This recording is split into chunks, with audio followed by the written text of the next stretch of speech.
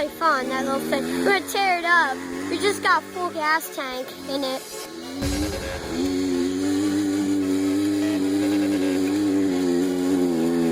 Oh yeah, you come to my house.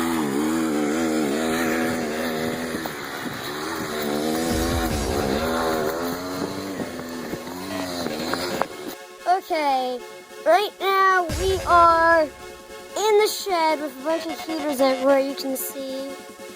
And then we are gonna show you guys all the cars Tom's own and we've used in all these videos. Yeah, I got it. Cool. So I emailed this list to me from my old computer. And we're just going to talk about some cars. Zach can ask me any question about these cars. I might fill in some cool information I had about them. Like maybe how much work I've done to them. And then also you'll see these numbers. Like I bought this one for 400 and got 600 for it. So that's what these numbers are. I also tried to include the date if I had it. So my first one was a 1972 Datsun 240Z. I got that with rear rust on the driver's side door. And we even had the old stock part to put in it, but it was a lot of welding work and I never got around to driving it. There's a 6-cylinder, there's a lot of cool heritage with the 240Z from 1972. It won like the World Le Mans race against Ferraris and stuff, and it was super quick for a cheap car, just like my 350Z, which is later down on the list. And Zach's driven, Zach, you have that car. What? The 240Z. Yeah. What do you think about it in that game? Is it pretty sweet? Yeah, it's pretty good. I mean, I haven't upgraded it much. We like the rear view mirrors on that. Oh. We think that's cool. And I don't know, does your game have the rear back slats on it? The rear, yeah. Does it have like little cool back slats on the back window or no? Yeah, I'm pretty sure. Yeah, that's a really cool part for that car. And then it's also got stacked exhaust. That's like the cool I took them off. What? In the game. What? You're crazy. And then the next one, I had a parts car 280Z that came with that. Then I had a 125 GPX. That's just like a Chinese pit bike, not worth talking about. It was a waste of money. Do not buy non-name brand dirt bikes. And then I got another 80cc dirt bike from Frankie. I have no clue what it was. I traded that a Hoopah for that. And this was a nice little Chinese bike. This is the exception, is the pocket bikes that are the bigger size with the headlights and the turn signals and the horn. This was an X7 R1 and it was a 2003 model. That was the first carb I learned how to clean, and I bought it for 100, and then it was worth about 400, but then it was stolen from me in Philadelphia. So next is the 2002 XR50. That lived a great life. I made this frame to sit on top of the frame to make it look like a bigger frame bike. It was super cool. I did some custom panel mods to it because this was right when I was getting into that kind of stuff. And then it jumped over some train tracks. And then I sold it because it needed new front forks. This one, the XJ600, that was a great bike. The engine did end up dying. The piston rings went. They do go around like maybe like 25,000 miles, 20,000 miles. And that, I did a sweet rate reduction to this, and it was like really quick, handled really well, rivaling my 636. And it also had a cup holder that was extremely functional. Yeah, it was like no other bike I've had since. Then I had a TTR 225. That was a big, nice dirt bike. Top speed was only about 65. I definitely could have jetted it and made it a lot faster. I didn't know how to do that at the time. Suzuki 140 quad runner. It was yellow. It had a luggage rack. It was amazing. I think I got $1,400 for it, which was kind of crazy, but it was back in the day, I guess. And that was my only quad I've had, and it was good fun. I've ridden it. Oh yeah, I remember that yellow quad you had. Yeah. I think you drove it. No, I didn't. Like, actually drove by myself. No, I think maybe like I'd let you steer it though with me on it, maybe. No, I just got to ride it. That was back in the day. I've always wanted a four-wheeler. Yeah. I wasn't really fans of dirt bikes too much. Right. I'm more believed in four-wheelers with the four-wheel drive. Yeah. Well, someone had rear. Yeah. Hyundai. All right, and then my 2000 Hyundai Accent, my first car I actually drove. That's actually famous, and I'll make a whole new YouTube video about that, but it was my WRX replica build, and that actually is quite famous. There's 50,000 comments You can search $3,300 Hyundai Accent WRX on Google, find the article. I think it was on, not the Onion, but or not something like the Chive, I guess, Chipotle Link or something. But yeah, like so many people have responded to that car. It's awesome. And then I had my '94 Dodge Stealth RT. Oh, that car was fast, and it was a nice car. Yeah, there was. It had a Lamborghini Fastback. It had a custom paint job from the previous owner, custom hood vents from the previous owner, done really well. I got it with like these huge like 3-piece rims that I don't know. It was just like a great deal, all in all. Great car. I think that has like a stage 2 weight reduction, just like my current car right now, which I've just done the other day. I'll get to that in a second. Stealth single overhead cam, that was a parts car that came with it. I sold that for $400, and I remember that was a fun day because I got to drive it onto this like really sketchy ramp to the guy that was taking it, and it was just like awesome driving a car and like up a really sketchy ramp. I had to do all this like clutch work or like clutching and stuff. It was really fun. And then he later told me that it was actually down 1 cylinder in power. One of the spark which car? Oh, the Stealth single overhead cam. It's power considering it was running on 3 cylinders. That was pretty cool. It was? Wait, that car's a 4-cylinder? Yeah. Oh, I guess it was a 6-cylinder. Cool. And then we have the 1998 Gixxer 750, one of the fastest bikes I've owned. It's pretty much rivals the 636. When I bought this bike, I wish I thought it was fuel injected, but it wasn't. But I mean, I made a pretty good how to clean your car video that made this YouTube channel have some hits. So no regrets there. It was a really sweet looking bike, and you can check that bike out on this YouTube channel with the more mods that I've done to it. Then the 110cc pocket bike. That was missing its plastics and fairings and stuff, so that never ran right, but I didn't seem to make $150 on it. Then my 2000 Chevy Prism Toyota Corolla build, kind of reminiscent of my Hyundai build. Same idea, low budget, no shits given kind of deal. Then the Westphalia, this is like within like 2 years we've had all these vehicles, and then the last 2 years we've had all these vehicles. Then we've had a pop-up 1969 Twinkie yellow, cream white top, pop top. Then I have a sweet picture of Zach and Brock in it, but it's somewhere. I guess it won't make it onto this video. 2005 XR70, that was a great bike, shouldn't have sold it. XR100, this bike was needed some crazy exhaust work.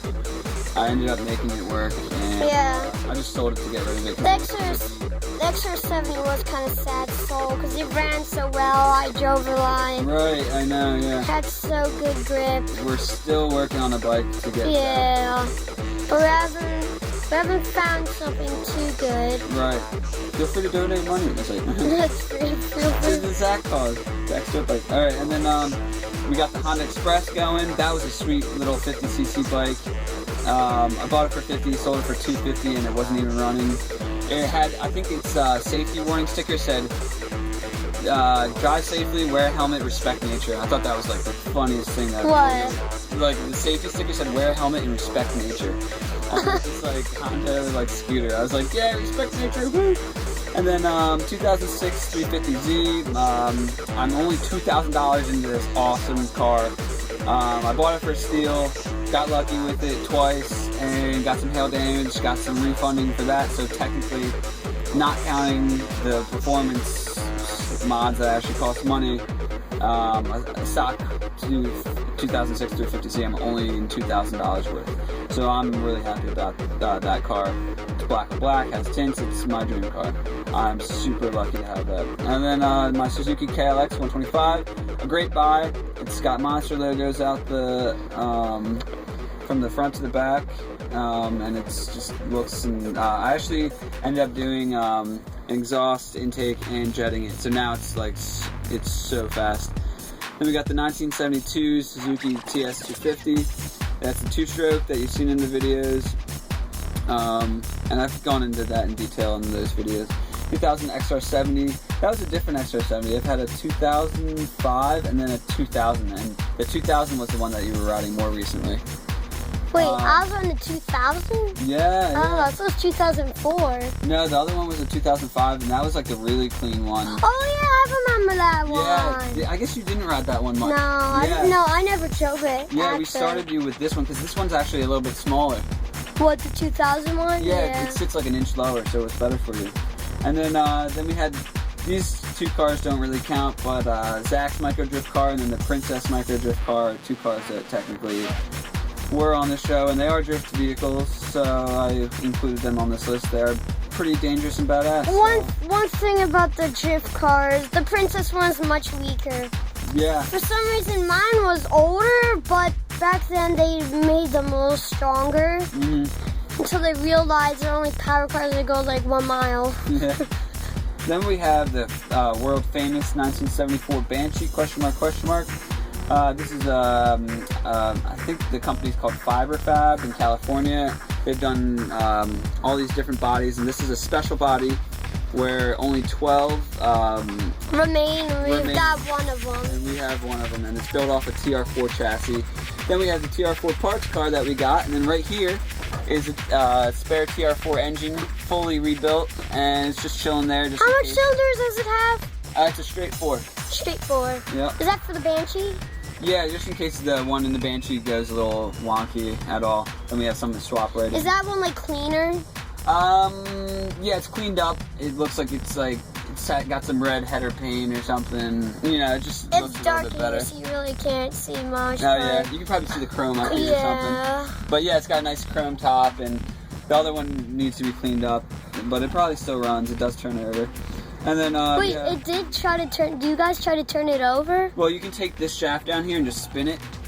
If it has like a fan propeller on it, and then you can see if it turns over or not. If it's jammed, then that's probably not a good sign. A 2003 KX 100.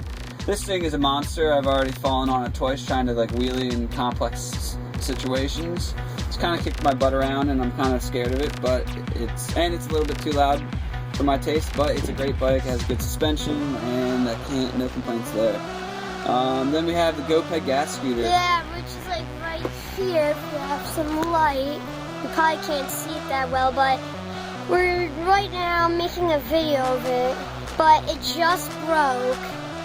You see, it's got a gas engine. It just broke the fuel line, which really sucks today. Yeah, it's all brittle. Yeah, we're trying to make a video, but I'm thinking we could take one of the heat, like construction ones, and like kind of warm up the fuel line. Yeah. Stick it on temporarily. Yeah. And for now, so we can make the video. Right. And then Etzel is a crazy car by Ford. And I am going to make a YouTube video on that later. Yeah, actually, once it turns over, it actually works, but the carburetor is really dirty. Yeah. I feel like if we are going to carb clean something, we should probably do that. Yeah. But that's it. That's all the vehicles. Yeah. Or not yet? Yeah, now we actually have to check out the video, or the car. Alright, so there is the KX 100. 2-stroke, big exhaust. Yeah, aftermarket exhaust. Aftermarket handlebars. And we are thinking about driving it today. Yeah. But it hasn't been riding in a while. And then we just got this guy, KLX 125. You guys have seen it before, but... Yep. Then we got this thing. This thing's kind of fun to kick. This thing is really old. We bought it to get scavenged some parts for the Banshee, because Triumph tried to make the Banshee, so this car's similar. But now we're going to take it to the junkyard soon. Yep, we have all these parts for it. I mean, suspension, maybe you could get something out there. I mean, if you look at the leases, you're pretty worn down, but... And here's the TS250 under here. The orange bike, we've made videos about it. It actually looks like crap right now, but in other videos it looks sweet. And then, I guess we'll get this side of it too. I kind of have it like really tarped down at the moment. But we should probably run this thing maybe. Yeah. It hasn't been sitting. And then, here, help me pull this off from that other side. Oh god. It kind of looks like a see the front is painted red, but we're going for like a dark purple. Kind of like the body is now, but the body is actually brown. If you can see, it's got like, I think these are turn signals, right? That's Yeah. Uh-huh. Yeah. You can see the front needs a ton of work. Look at this car. Yeah. I love the car. Here's the windshield going through the windshield. And you can see it's got gold wing doors. And we got some parts for it. We're gonna get new carpeting. Mm-hmm. And look at the mirrors. These mirrors are funky. I love them. Yeah.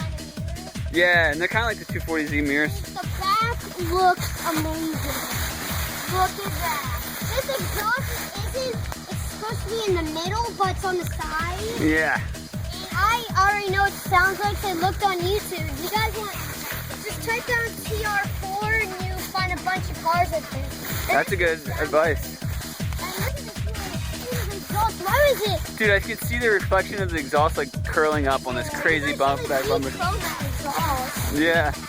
So that's the Banshee. It's being winterized right now, and all the good parts are indoors. But we even bought the racing trailer for it to keep it up off the ground. I don't know about this hood. I mean, it's pretty jammy. You know what? Actually, my dad did some research. He said he contacted FiberFab in California. It would cost $500 for us to ship this there and $500 back to ship it back to us, So, let alone the work that they would need to do to finish it. $1,000 in total to get this done. Because we came to the price. I was looking. No, that's just $1,000 in shipping. Yeah. Not even total. $1,000? Yeah. Oh my god. Uh-huh. I mean, you can look. It's already like dead and torn to pieces. And then let's just show them the Z real quick, and then. Garage tag. Oh yeah, we got this guy too. You hold that? Sure. Here's 636. This is kind of unveiling of it. I haven't made any videos. Yeah, but you've probably seen it in some other videos in the background. Yeah. And the license plate just broke. You see, it's all dangling. Yeah. Which kind of sucks. But we won't even get into the mod we've done on this yet. Yeah. The Echo and then the 350. But as you can see, that Banshee looks good from far away. Yeah. Look at that. And here's the Edsel. See, the person who made Ford, his son made a side company for Ford. It didn't last long. But here's one of them. His son made. This is one of the cars. And this thing sounds good. Yeah. This is the third to last year, I think. And look at the tires on it, like fresh. Engine's fresh. Just need to clean the carburetor, you're fine. Yeah. And that's only cleaning it. That's not really getting something new. Here's Tom's car. You've probably seen some videos of it, but here's it. And then we got the adjustable wing we think has broke, because it's kind of like... I mean, no, I dialed it in stiffer, and it does work a little bit, but I need to raise it up a little bit in the back. But yeah, you can see it's very cool. And then he took off the antenna and put a little carbon fiber one. Here, he's got his fall tires. I'm going to switch his winters soon. Yeah. And here's inside fresh. He took out this. You can see the back here. We're going to try and make it 4-seater. People have done it. People have done it. We're like all taking it apart. And we've actually ordered $1,300 worth of under struts. Yeah, because if we put the seats in people's spot, it'll probably be smashing apart. So we got struts to help it support. Yeah. And then you guys haven't seen the well, you have in one video, the Jaguars in there. Yeah. But we didn't see that one, so that's more like his dad's car. Alright. So thanks for watching DNTV, and stay tuned for more cool cars. Yep. Mm-hmm.